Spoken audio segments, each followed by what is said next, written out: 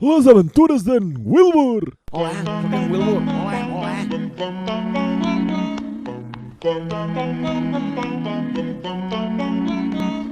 Avui en Wilbur juga al Doom!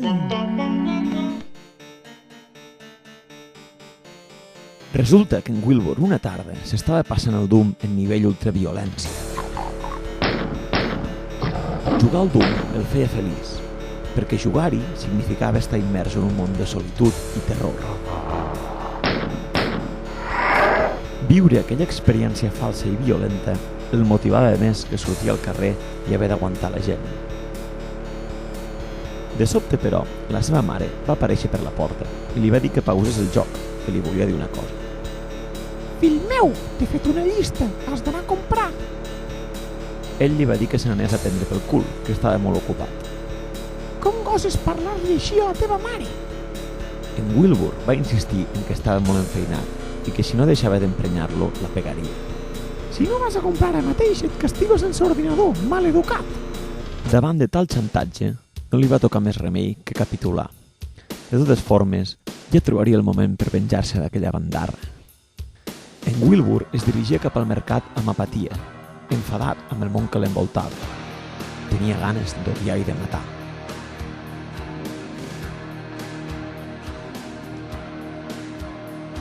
Si la vida real fos com el Doom.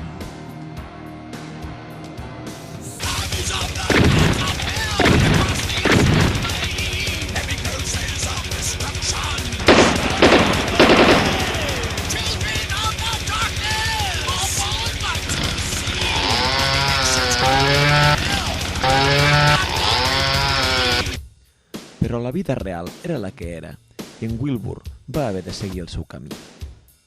En un moment donat, però, es va topar amb una botiga de videojocs. Va mirar l'hora que era i va veure que ja era massa tard per arribar al supermercat. El trobaria tancat. Per tant, va arrugar la llista de la compra, la va tirar a la cara de la senyora Wilson, que en aquell moment passava per allà, i va decidir entrar i gastar-se tots els diners que li havia donat la seva mare en un nou videojoc de guerra. Que content que va sortir el Wilbur de la botiga amb el seu nou joc d'ordinador. Mentre tornava cap a casa, amb la idea de passar-se tota la matinada jugant al seu nou joc d'ordinador, es va endur una sorpresa. Oh, Déu meu, què veuen els meus ulls?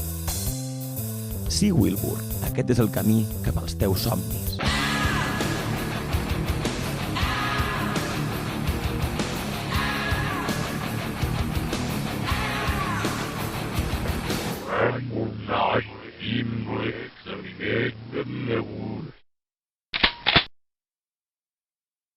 Aquest episodi ja s'ha acabat!